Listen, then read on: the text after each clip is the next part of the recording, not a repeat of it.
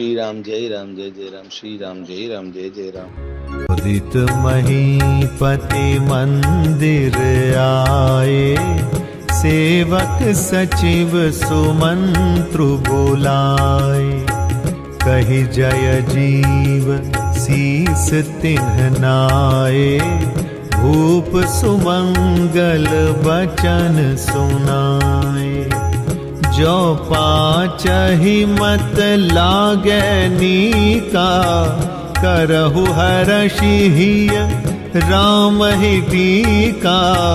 मंत्री मुदित सुनत प्रिय बानी, अभिमत बिरव पर जनु पानी।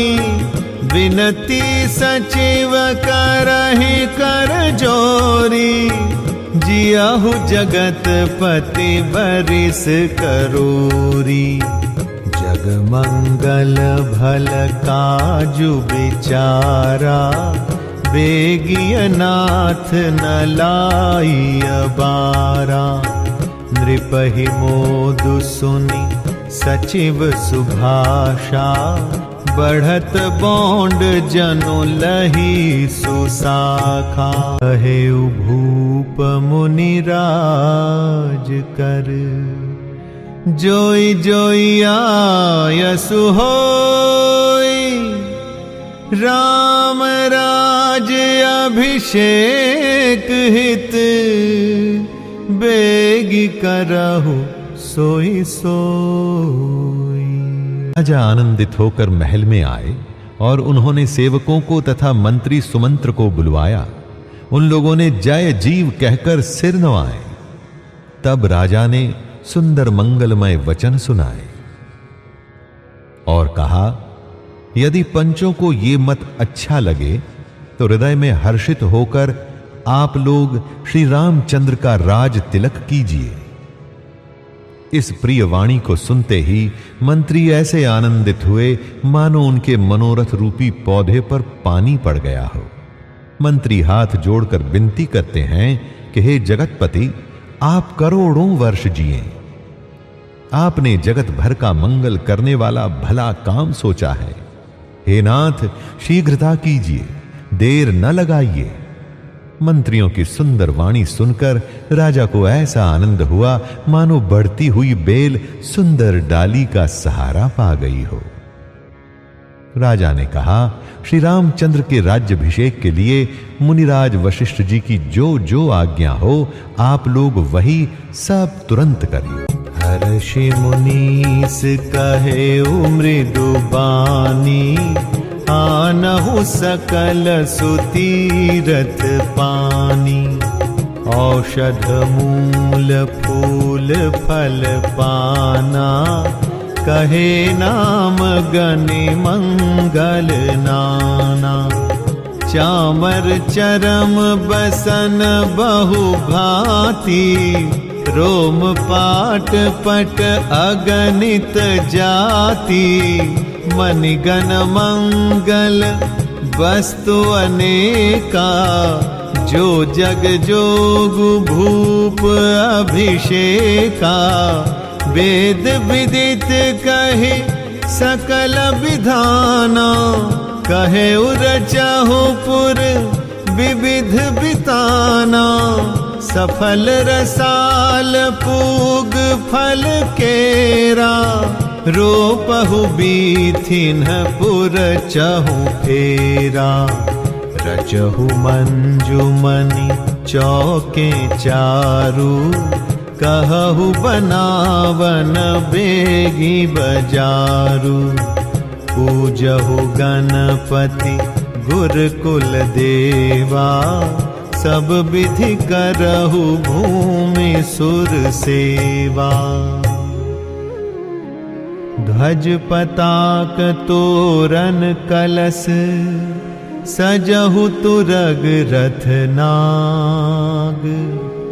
सिर धरि मुनि बर बचन सब, निज निज काज ही लाग।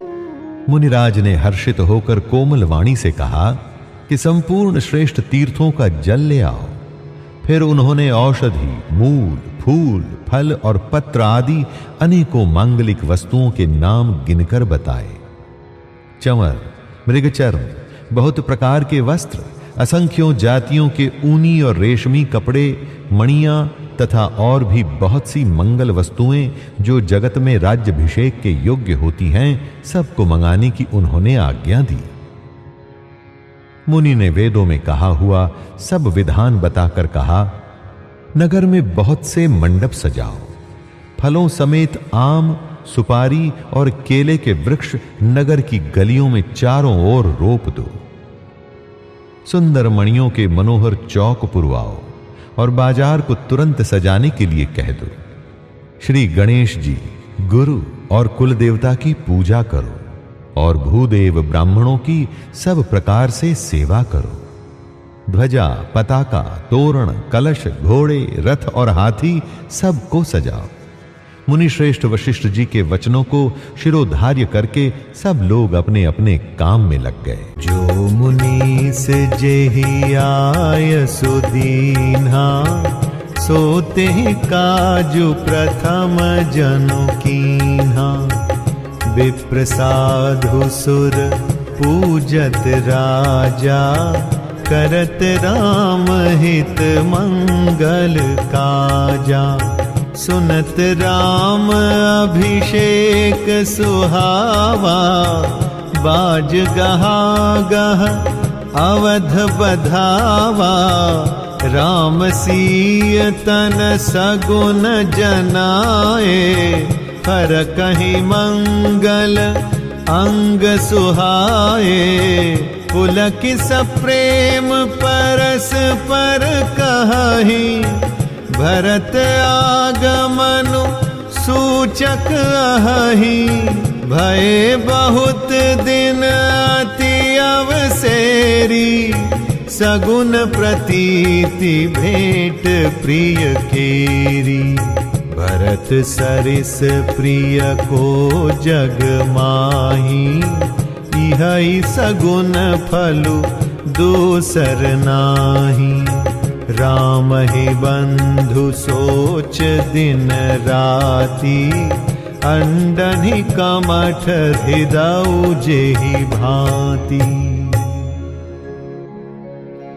एहि अवसर मंगल परम, सुनि रहसे उर निवासु। शोभत लखि विधु बढ़त जनु, बारिधि बीची भिलासु।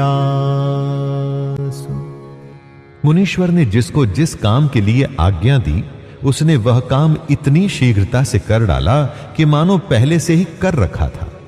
राजा, ब्राह्मण, साधु और देवताओं को पूज रहे हैं और श्री रामचंद्र जी के लिए सब मंगल कार्य कर रहे हैं। श्री रामचंद्र जी के राज्याभिषेक की सुहावनी खबर सुनते ही अवध भर में बड़ी धूम से बधावे बजने लगे।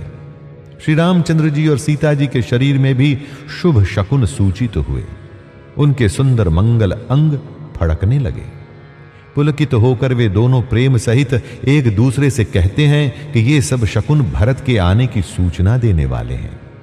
उनको मामा के घर गए बहुत दिन हो गए, बहुत ही अवसेर आ रही है, अर्थात बार बार उनसे मिलने की मन में आती है। शकुनों से प्रिय भरत के मिलने का विश्वास हो रहा है। और भरत के समान जगत में हमें कौन प्यारा है? शकुन का बस यही फल है, दूसरा कुछ नहीं। श्री रामचंद्र जी को अपने भाई भरत का दिन रात ऐसा सोच रहता है जैसा कछुए का हृदय अंडों में रहता है।